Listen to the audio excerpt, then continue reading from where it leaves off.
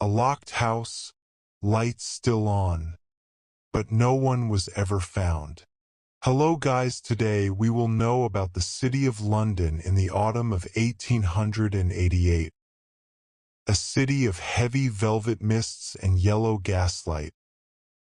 Please allow your mind to settle into the quiet rhythm of this story.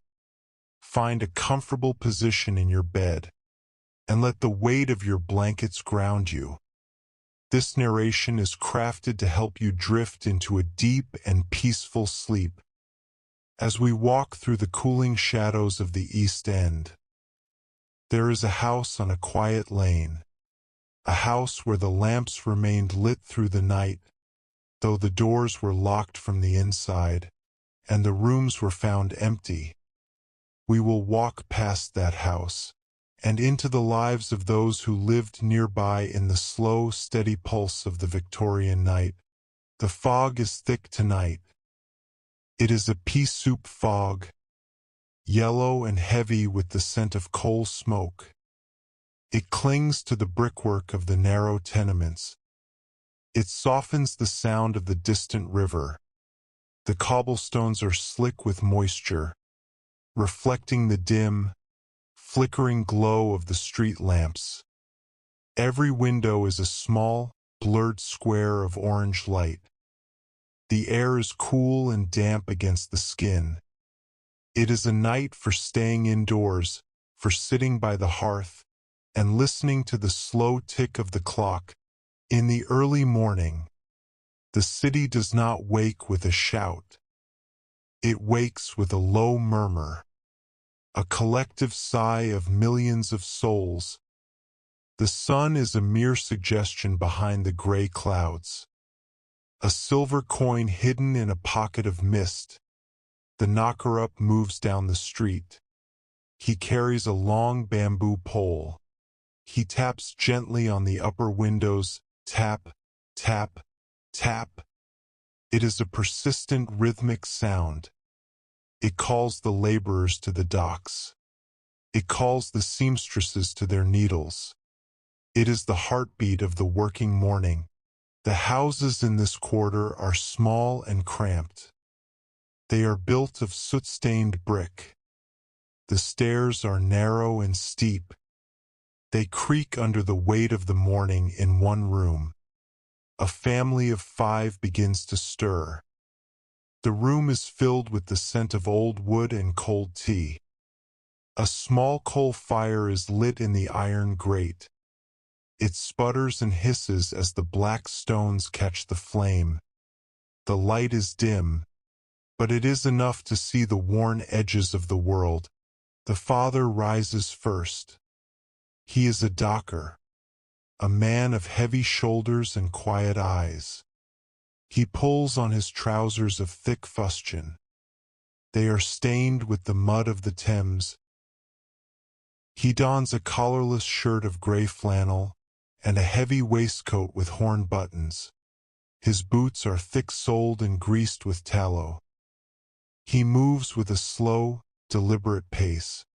He does not wish to wake the children, who sleep to a pallet on the floor, tucked under thin blankets of patched wool.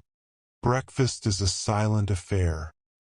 There is a loaf of yesterday's bread, hard and crusty. There is a pot of watery porridge simmering on the hob. The mother stirs it with a wooden spoon round and round.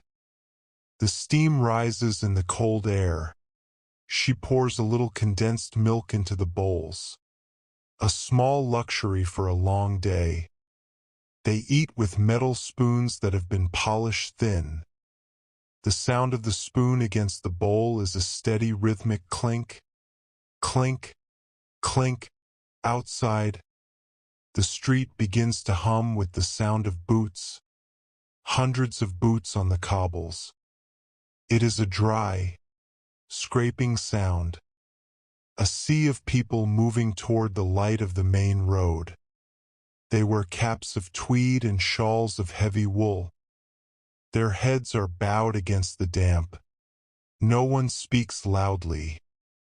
The fog swallows the voices. leaving only the rhythm of the walking. The city is a machine of flesh and stone, turning slowly in the gray light.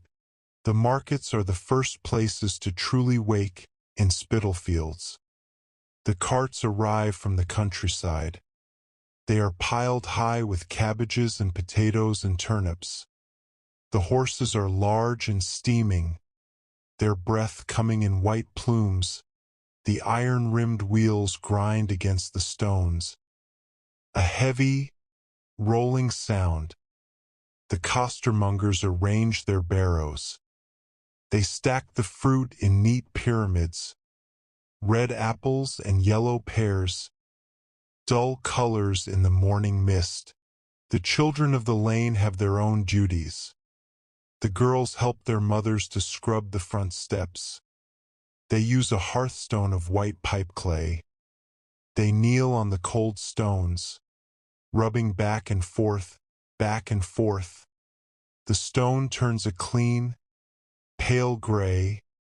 The boys run errands for the shopkeepers. They carry heavy crates of soda water or bundles of newspapers. They move quickly through the alleys, their bare feet silent on the wet ground.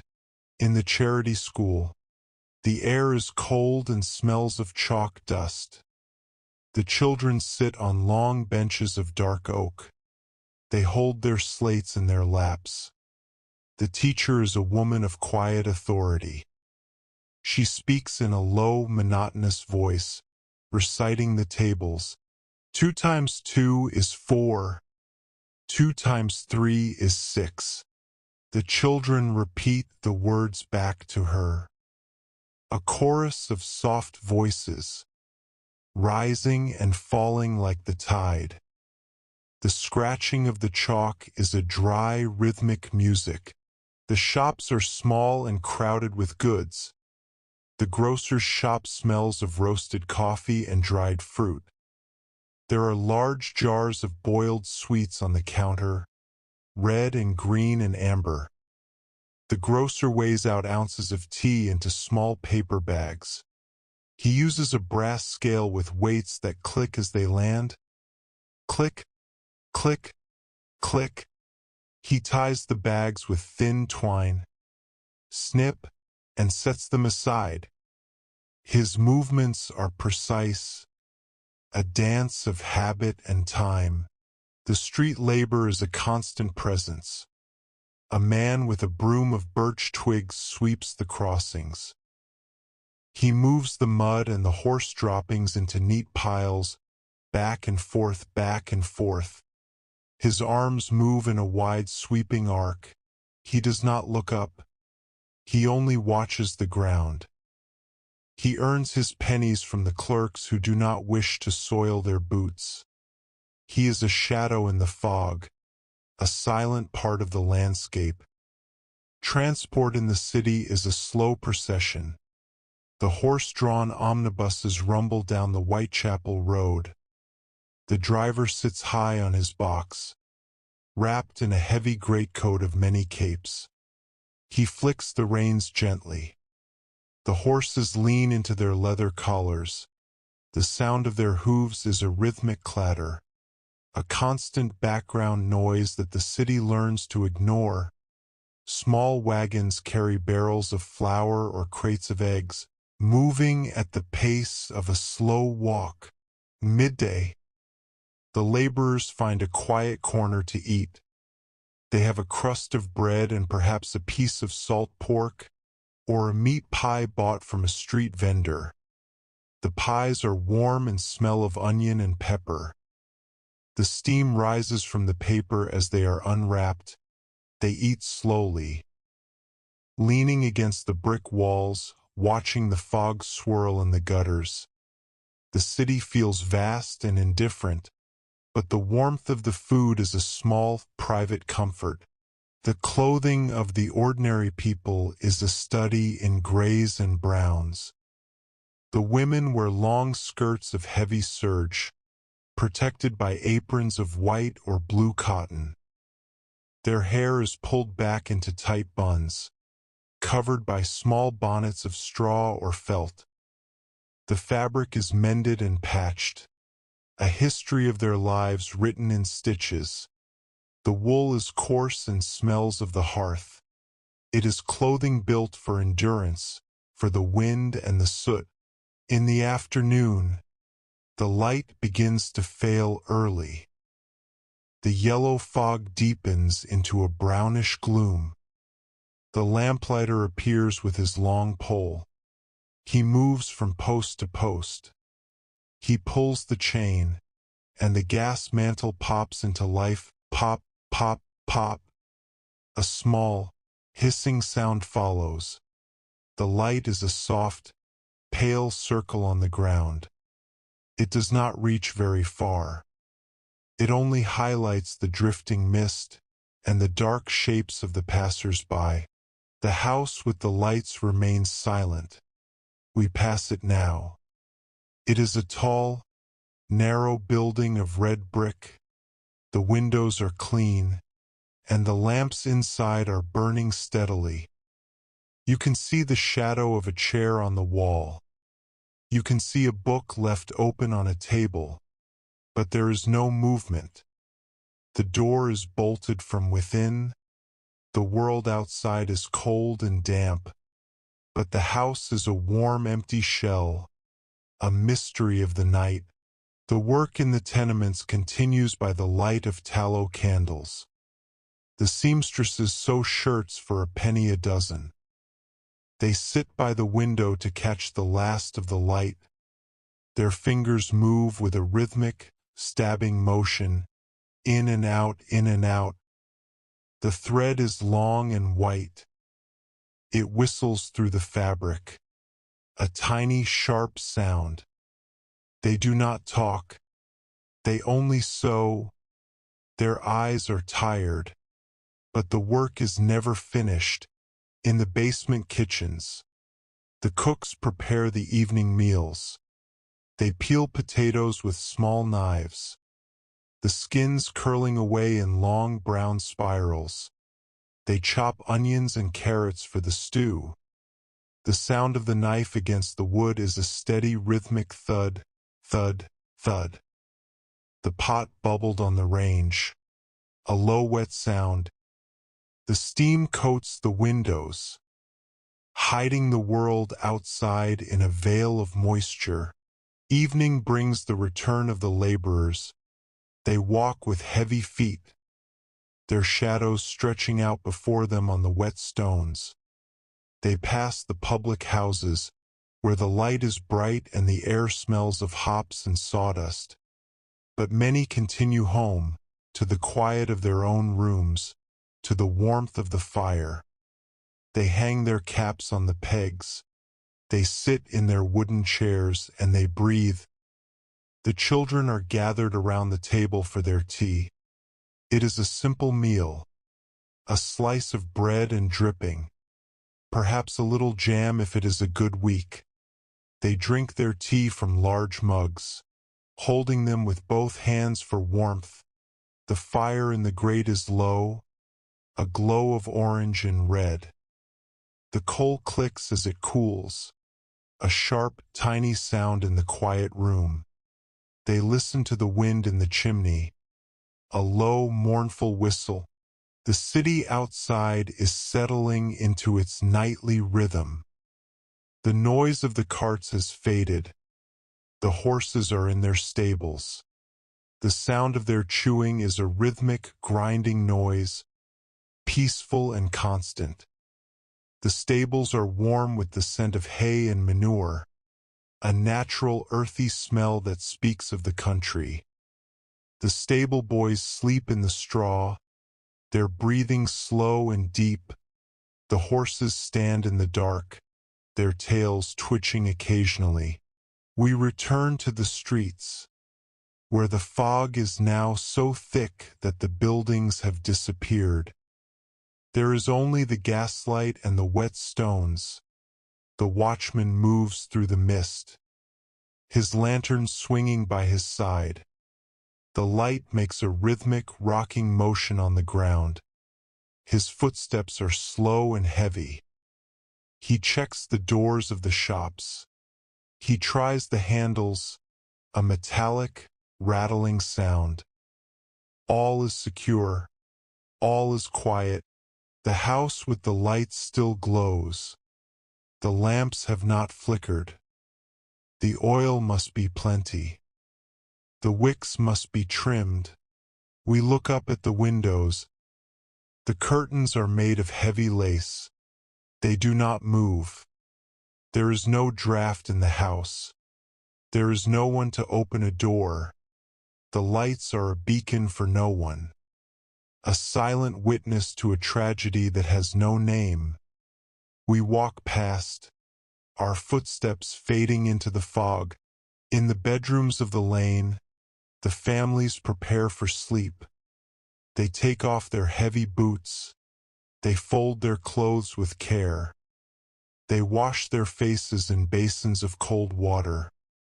The water is dark and still. The candles are blown out one by one. A small gray plume of smoke rises into the air. The room grows dark. The only light is the faint glow from the hearth, and the distant yellow smear of the street lamp. The bed is a place of deep refuge. The mattress is stuffed with horsehair or straw. It is firm and cool. The sheets are made of heavy cotton. They smell of the wind and the laundry soap. We pull the blankets up to our chins. The weight is comforting, like a heavy hand resting on the shoulder. The world outside is cold and vast, but here, in the dark, it is small and safe. The city's pulse slows down. The sound of the river becomes more prominent. The tide is coming in, pushing the water against the pilings of the bridges. A low, sucking sound. The ships at anchor creak in the swell, their masts swaying against the dark sky. The sailors sleep in their hammocks, the wood of the ship groaning around them. It is a rhythmic, swaying world, a world of salt and timber. The diary of a young girl sits on a bedside table. She has written about the fog, about the price of coal, about the cat that sits on the wall. Her handwriting is large and round. She has fallen asleep with the pen still in her hand. Her breathing is light and even. She does not know of the house with the lights. She only knows the warmth of her bed and the silence of the night. As we move deeper into the night, the silence becomes a physical thing. It presses against the ears. It slows the heart. The only sounds are the internal sounds, the pulse, the breath, the slow, steady ticking of the mind. The city of London is a sleeping giant, a labyrinth of brick and stone, resting its weary bones. The fog is its blanket, the gaslight its night light. The house with the lights remains. A small mystery in a vast city. Perhaps the family went away in a hurry. Perhaps they are hiding in the cellar.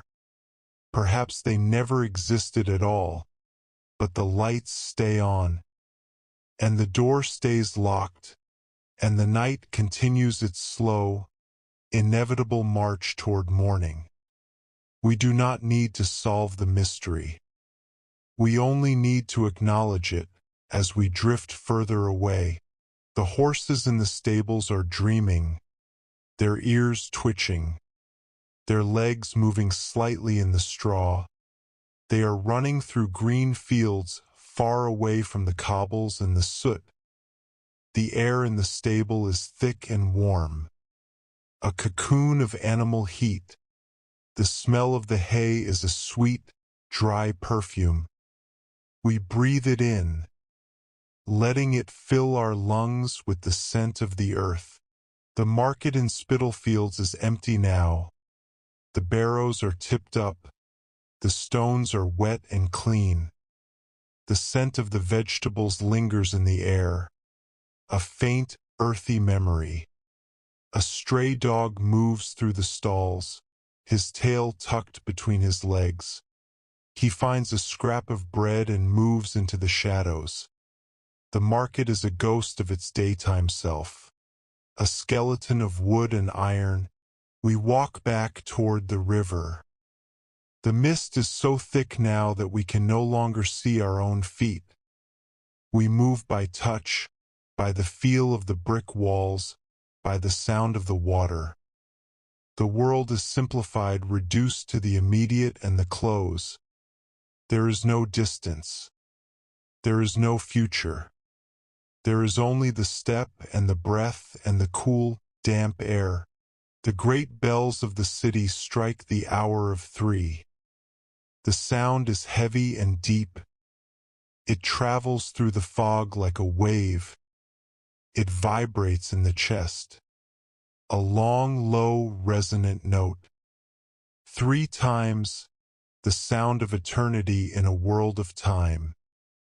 The bells are the voice of the city, speaking to the night, telling the stars that London is still here, that its people are still breathing.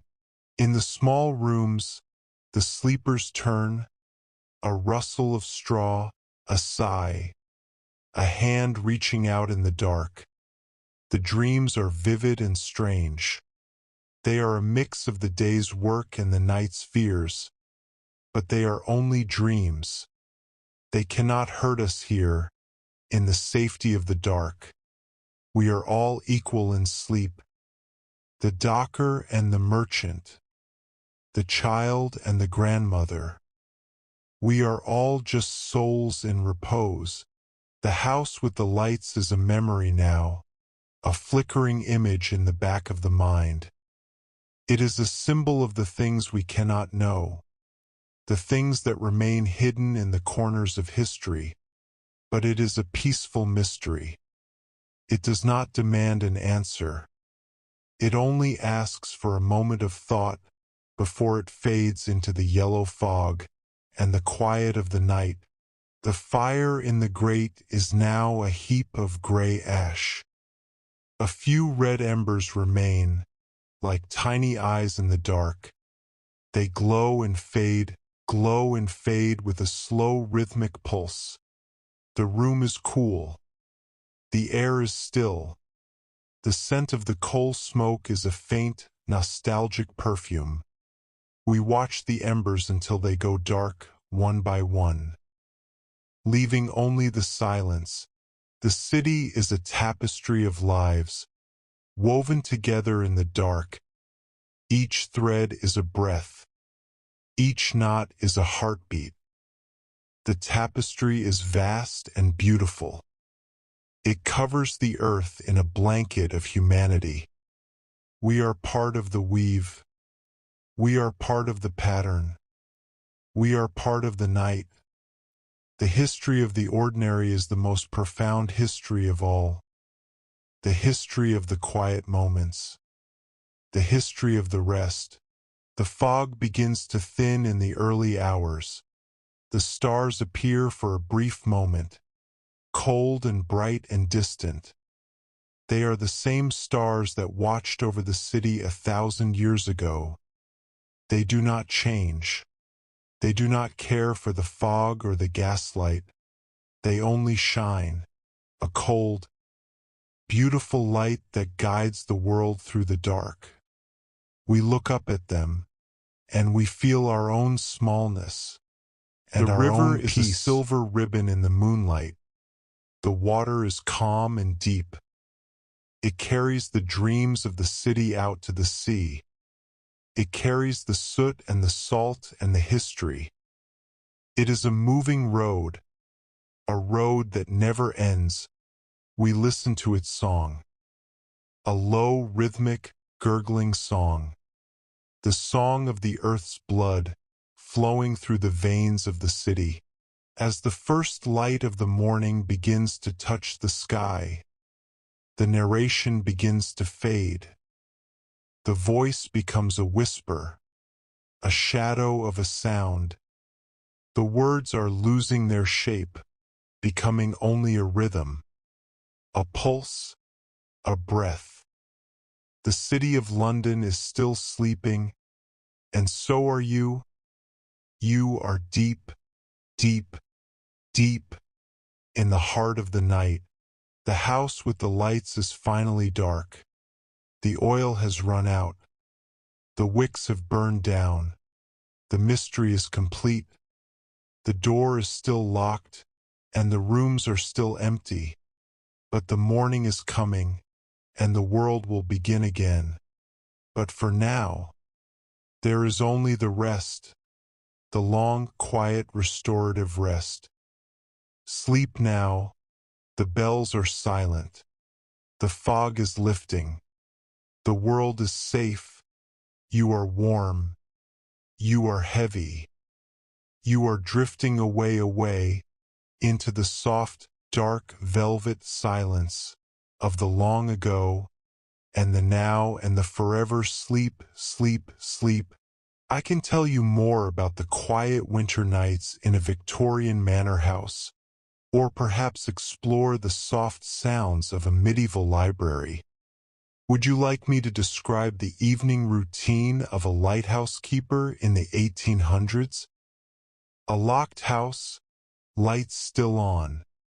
But no one was ever found. Continued.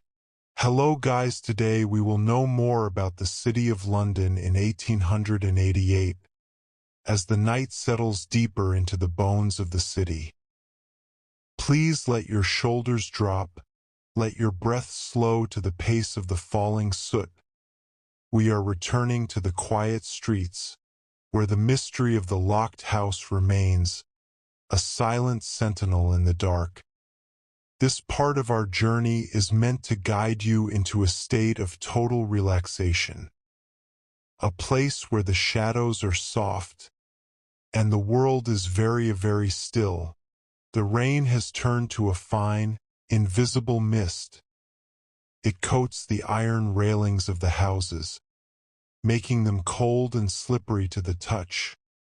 The sound of a distant horse's hooves is muffled by the heavy air, clop, damp, clop, damp. It is a rhythmic, tired sound, the sound of a city that is weary of its own weight. We walk past a row of narrow shops, their glass windows frosted with the breath of the street.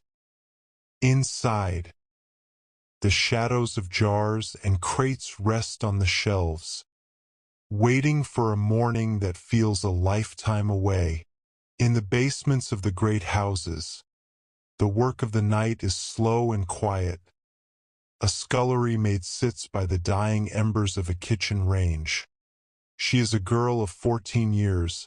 Her hands are rough from lye and cold water. She is darning a wool stocking. The needle moves in and out, pull and tuck, pull and tuck. The flickering light of a single candle casts her shadow against the whitewashed wall. A large, swaying shape that moves with the rhythm of her hand. The air in the kitchen is warm and smells of roasted meat and floor wax. A cricket chirps in the brickwork near the oven. A tiny, sharp, persistent sound. It is the clock of the poor, marking the seconds of the night. The maid's head nods, her chin touching her chest, but she does not stop her work. She is part of the machinery of the house, a silent gear that turns while the masters sleep in their silk-draped beds above. Outside, the streets are becoming a cathedral of silence. We pass the entrance to an alleyway where a flower seller has left her empty basket. It smells of crushed stalks and damp earth, a faint, sweet memory of the countryside. The basket is woven from willow. The wood is dark and split in places. It sits on the cobbles, a hollow vessel in the yellow gaslight. We look at it for a long time, letting its stillness become our own. The house with the lights remains unchanged. The lamps in the upper parlor burn with a steady, unwavering flame. The light is a golden hue, illuminating the heavy velvet curtains and the edge of a mahogany sideboard. Everything is in its place.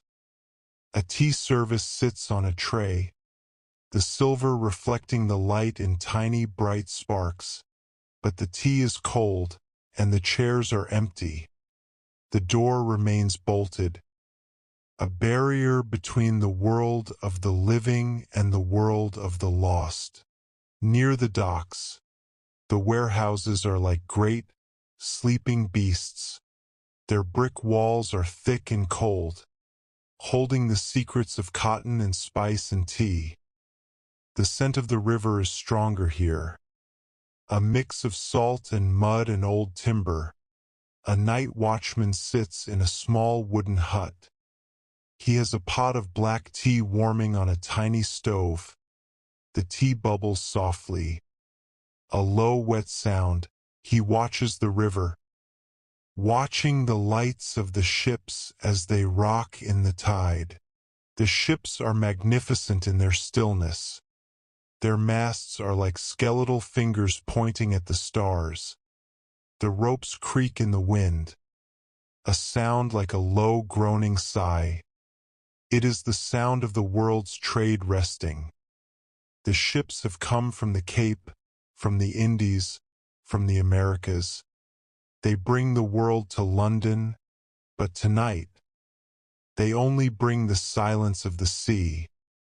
We listen to the creak, creak, creak, letting it lull us into a deeper rest. In the tenements of Spitalfields, the air is colder. The families are huddled together, their warmth a shared commodity. A father wakes for a moment to adjust the blanket over his daughter's feet. He moves with the grace of a man who knows the value of a quiet house. He hears the rain against the glass, a soft, persistent tapping, like fingers on a drum. He breathes in the smell of the damp brick and the cold ash, and he falls back into a dreamless sleep. The children of the streets, those with no beds to call their own, find shelter in the hollows of the market. They sleep in empty crates, wrapped in layers of old newspaper. The paper rustles as they move, a dry, thin sound. They are like birds in a nest of ink and wood. They do not feel the cold as much as they feel the stillness. The city is their mother, and the night is their blanket. They sleep with their knees pulled up to their chests, small and silent in the dark. The shops along the high street are dark, but the signs still hang over the doors. The iron brackets groan slightly in the breeze. A sound of metal on metal, the sign of the hatter, the sign of the butcher, the sign of the watchmaker. They are symbols of a world that is paused. The watches inside the shop are all ticking at once. 1,000 tiny heartbeats. Tick, tick, tick. They are counting the night, but we are not counting. We are only being. We find ourselves back at the locked house. The light from the windows seems to pull at the fog, creating a halo of yellow mist around the brickwork. It is a beautiful sight, a glow in the center of the gloom. We wonder about the people who lived there. Were they happy? Were they quiet? Did they like the sound of the rain? We do not need to know. Their story is part of the architecture now. A ghost in the brick, a light in the window. The night is reaching its deepest point. The hour when the blood is slowest. The hour when the mind is most peaceful. The gas lamps are hissing. A low, constant sound that blends with the silence. The city is a world of texture. The rough brick, the smooth cobbles, the soft mist, the heavy wool. We feel these things in our mind, letting them anchor us to the present moment, to the here and the now. In the great cathedral of St. Paul's, the air is vast and cold. The stone floors are polished by the feet of millions. The silence there is heavy. It has a weight of its own. The statues of the dead watch the dark, their marble eyes seeing nothing but the peace of the ages. The shadows of the pillars are long and black, stretching toward the dome. We imagine the silence of the stone, and we let it fill our own hearts. The river Thames flows on. It does not care for the city or its mysteries. It only knows the pull of the moon. It is a rhythmic, constant movement, a flow of dark glass. We stand on the bridge and watch the ripples. They are like the folds of a heavy silk dress, moving and shifting in the dim light. The water is the city's memory, carrying the day's secrets out to the deep. We let our thoughts flow with it, away from the shore, away from the light. The house with the lights is a beacon for the tired. It tells us that even in the dark, there is a glow, even in the silence. There is a presence. We do not need to open the door. We do not need to find the people. We only need to see the light and know that the world is still there. The mystery is a comfort, a puzzle that does not need to be solved. It is a place for the mind to rest, a place for the soul to sleep. The watchman's voice is far away now, a ghost of a sound in the mist. All is well, all is well. He is right. The world is at peace. The city is resting, and you are resting with it. The weight of the night is a gentle weight, a blanket of velvet and fog. It covers your eyes. It covers your thoughts, covers your heart. As the narration begins to fade for the final time, let the words become only a vibration, a soft hum in the air. The city of London is a painting that is being washed away by the rain. The brick becomes gray. The light becomes white. The dark becomes a dream. You are floating. You are sinking. You are falling into the long, quiet, beautiful sleep. The locked house is dark now. The lamps have flickered out. The wicks are cold. The door is still bolted. And the rooms are still empty. But the morning is a promise that we do not need to keep yet. There is only the rest, the deep, restorative, endless rest, in the heart of the night, in the heart of the city, in the heart of the soul. Sleep now. The bells are silent. The fog is heavy. The world is gone. You are safe. You are warm. You are home. Sleep, sleep, sleep, into the soft, dark, velvet silence of the long ago, and the now, and the